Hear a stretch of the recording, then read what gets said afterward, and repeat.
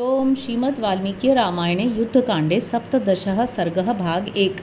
विभीषण का श्री राम की शरण में आना और श्री राम का अपने मंत्रियों के साथ उन्हें आश्रय देने के विषय में विचार करना। इत्युक्त्वा परुषं वाक्यं रावणं रावणानुजः आजगाम मुहूर्तेन यत्र राम स लक्ष्मणः। रावण से ऐसे कठोर वचन कहकर उसके छोटे भाई विभीषण दो ही घड़ी में उस स्थान पर आ गए जहाँ लक्ष्मण सहित श्री राम विराजमान थे। तम मेरु शिखराकारं दीप्तामिव शतहृदां गगनस्थं महीस्थास्ते ददृशुर्वानराधिपाः।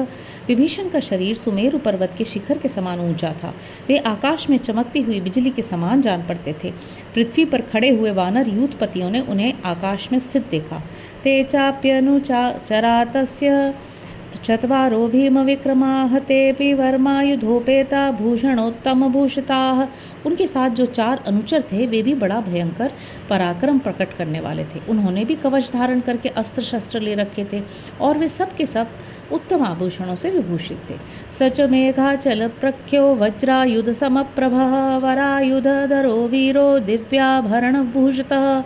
वीर विभीषण भी मेघ और पर्वत के समान जान पड़ते थे। वज्रधारी इंद्र के समान तेजस्वी उत्तम आयुधधारी और दिव्य आभूषणों से अलंकृत थे। तमात्म पंचमं दृष्ट्वा सुग्रीवो वानराधिपः वानरैः सह दुर्धर्ष चिंतयामास बुद्धिमान। उन चारों राक्षसों के साथ पांचवें विभीषण को देखकर दुर्धर्ष एवं बुद्धिमान वीर वानर राज सुग्रीव ने वानरों के साथ विचार किया। चिंतयित्वा मुहूर्तं तु वानरास्तानुवाचः हनुमत्प्रमुखान् सर्वानिदं वचनमुत्तमम्। थोड़ी देर तक सोचकर उन्होंने हनुमान आदि सब वानरों से उत्तम बात कही। एष सर्वायुधोपेतश्चतुर्भिः सह राक्षसैः राक्षसोऽप्येति पश्यत्वमस्मान् हन्तुं न संशयः। देखो, सब प्रकार के अस्त्र शस्त्रों से संपन्न यह राक्षस दूसरे चार निशाचरों के साथ आ रहा है। इसमें संदेह नहीं कि हमें मारने ही आता है। सुग्रीवस्य वचः श्रुत्वा सर्वे ते वानरोत्तमाः सालानुदम्य शैलांश्च इदं वचनमब्रुवन्। सुग्रीव की बात सुनकर वे सभी श्रेष्ठ वानर साल वृक्ष और पर्वत की शिलाएं उठाकर इस प्रकार बोले। शीघ्रं व्यादृश नो राजन् वधा येषां दुरात्मनां निपतन्ति हता यावद्धरण्यामल्पचेतनाः। राजन, आप शीघ्र ही हमें इन दुरात्माओं के वध की आज्ञा दीजिए, जिससे ये मंदमती निशाचर मरकर ही इस पृथ्वी पर गिरे।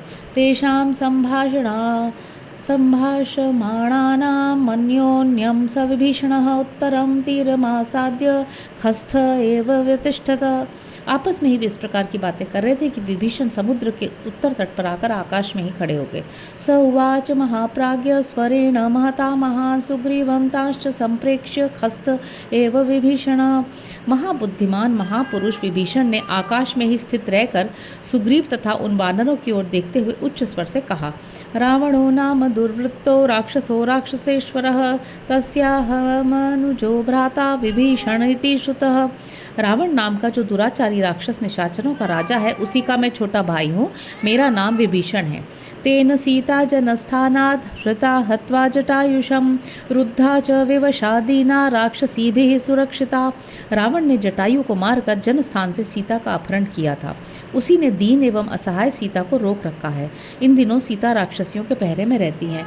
तमहं हेतुभिर्वाक्यैर्विविधैश्च न्यदर्शयम् साधु निर्यात्य तां सीता रामायेति पुनः पुनः।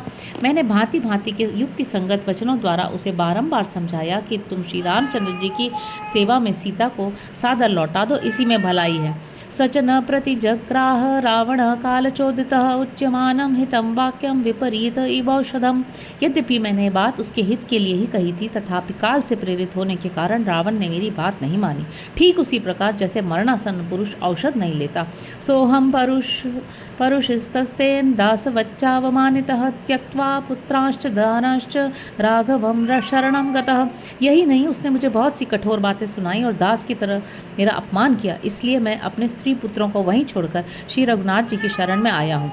निवेदयत माम क्षिप्रम राघवाय महात्मने सर्वलोकशरण्याय विभीषणम उपस्थितम। वानरों, जो समस्त लोगों को दर्शन देने वाले हैं, उस महात्मा श्री रामचंद्र जी के पास जाकर शीघ्र मेरे आगमन की सूचना दे दो और उनसे कहो शरणार्थी विभीषण सेवा में उपस्थित हुआ है। हरि ओम।